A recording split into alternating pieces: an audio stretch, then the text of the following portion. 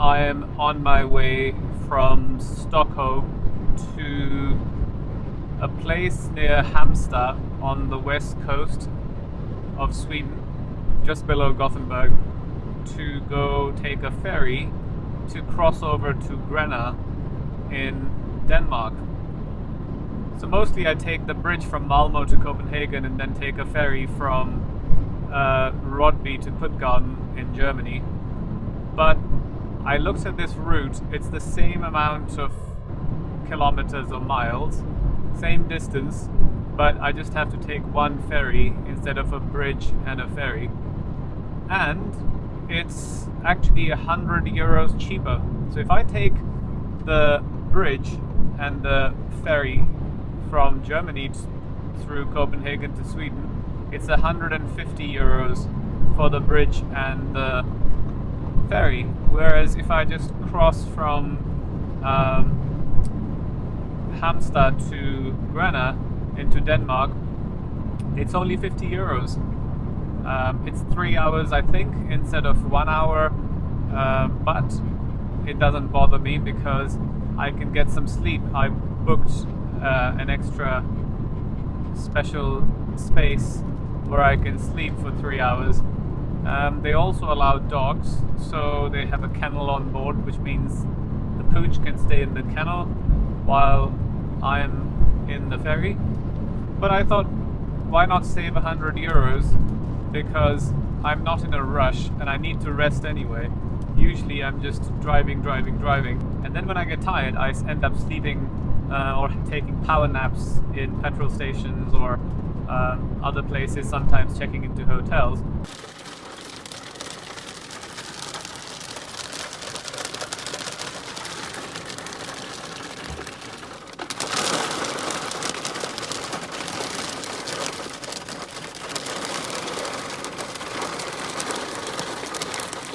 What would life be without some drama? So I left early, hoping to get there an hour before, or maybe an hour and a half before the ferry leaves, and everything was set. I searched on the sat-nav the destination, it showed me, and I went there. When I got there, it was 55 miles away from the actual place where I had to be. And it was the ferry for shipping rather than the ferry for cars. So it was an absolute nightmare. I had an hour and a half before the ferry leaves and over an hour to drive to get to the correct destination. So I was driving like a bloody lunatic. I was just... And then at one point there was a road closure which added 32 kilometers to my already 65 or 55 kilometer journey. So I had to go through all these awful not dirt roads, but like off-track things to just get back onto the main motorway. But I got here 30 minutes before departure and I'm all checked in, so a bit relieved now.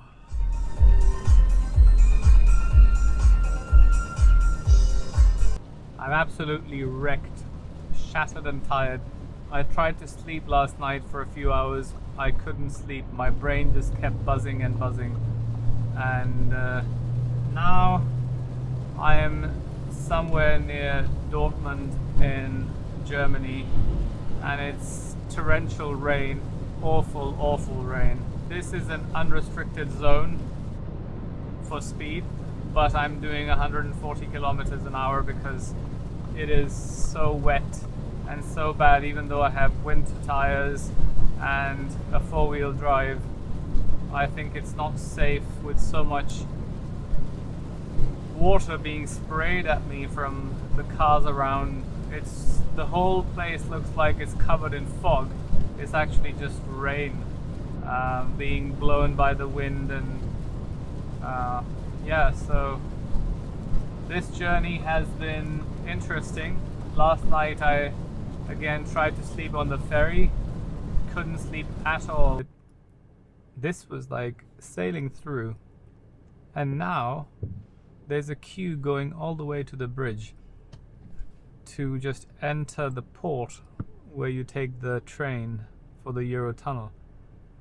I don't think there's any reason for this to be a long queue. I think this is purposely created just to make people think that Brexit was a bad idea and now there is stuff to be done. How could this be any different to before? We had to go through passport control and checks in the past.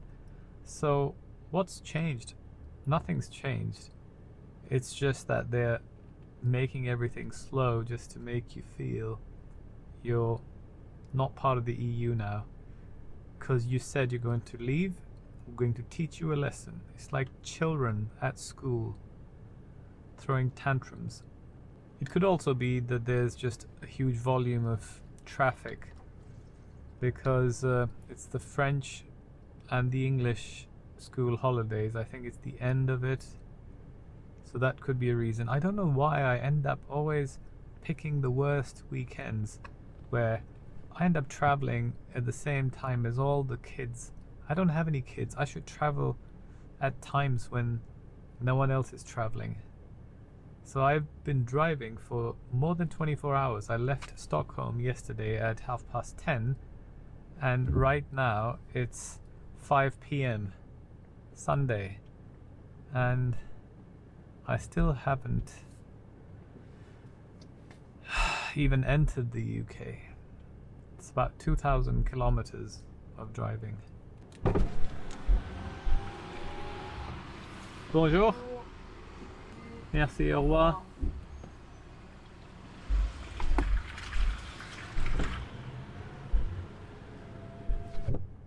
I have to say, I'm ashamed of the English drivers.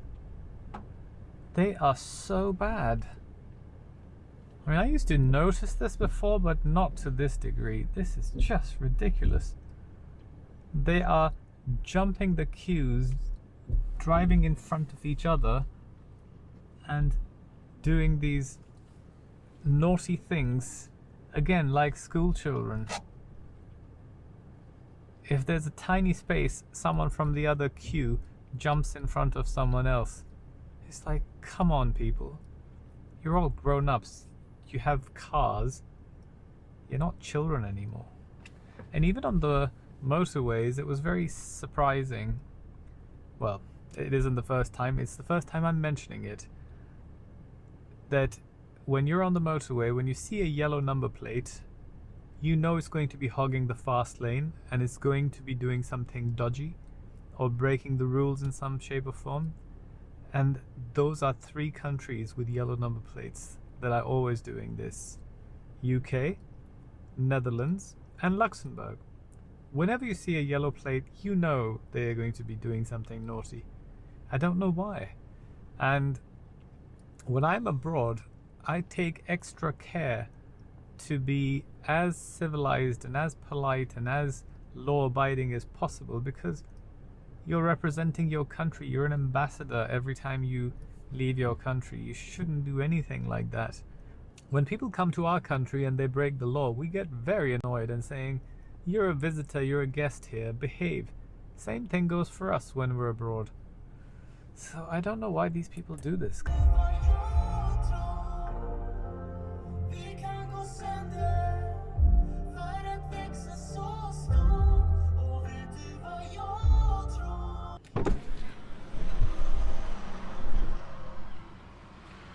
Hi. Just yourself, sir? Just me. Just you? Where have you travelled from today, sir? Stockholm. Stockholm. So can I just ask you to go to garage 1 just so they can have a quick look in the back? Sure. Thank you. Hi. Hello there, hello sir. You got a passport there, please? Yeah. Thank you. Where are you travelling from today? Stockholm. Stockholm. And where are you going to in the UK? London. London. Just you and the dog? Yep. Okay, do you have any cigarettes, alcohol or tobacco with you at all? Nope. Any large amounts of cash, anything over £1,000 or €1,000? No? Okay. And this UK border, where it's illegal to bring in controlled drugs, firearms, explosives, offensive weapons, none of those items on board. I travel very frequently, so Other than you and the dog, what do you have in the vehicle? clothes, Just Okay. usual stuff. Oh, it's nice. Can I just have a quick look in the boot? Yeah, Mind sure. popping out and I'll let you know. Thank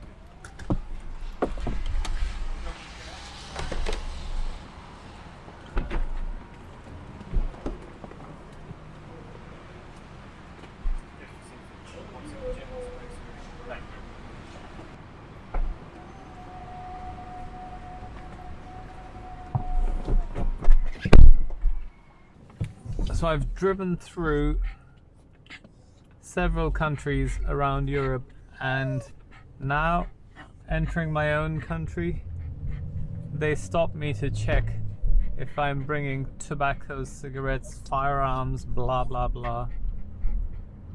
These people have no clue. When you see hundreds and thousands of people passing through, surely you should be able to guess or have an idea what kind of people bring stuff into your country. But the rest of Europe, you sail through. I mean, I'm a patriot and I love my country, but recently with my travels and after this whole Brexit drama, a lot of people think that I am pro-Brexit, but I'm not. I'm pro-democracy. When everyone voted to leave, we have to accept it. Actually, I'm not even pro-democracy because I disagree with our current democratic system. I made several videos about it. I think it's completely flawed, which is why we have Brexit and all these other issues. Here I am again in the sleeping position.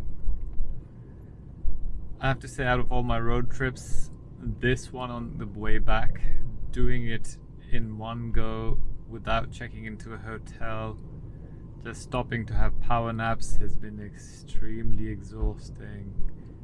I think I'm too old for this. Yeah, I think on the way back to Stockholm I'm going to stop like I used to and do a couple of like hotel check-ins. This is just 2,000 kilometers in 2 days. That's 1,000 kilometers a day. It's just way too much. I'm so exhausted. On that note, I shall leave you because I won't be able to film anything until I get home, and I'll be too tired because it'll be dark on the way, and then when I get home I'll have a shower and just go to sleep for 12 hours. Ciao.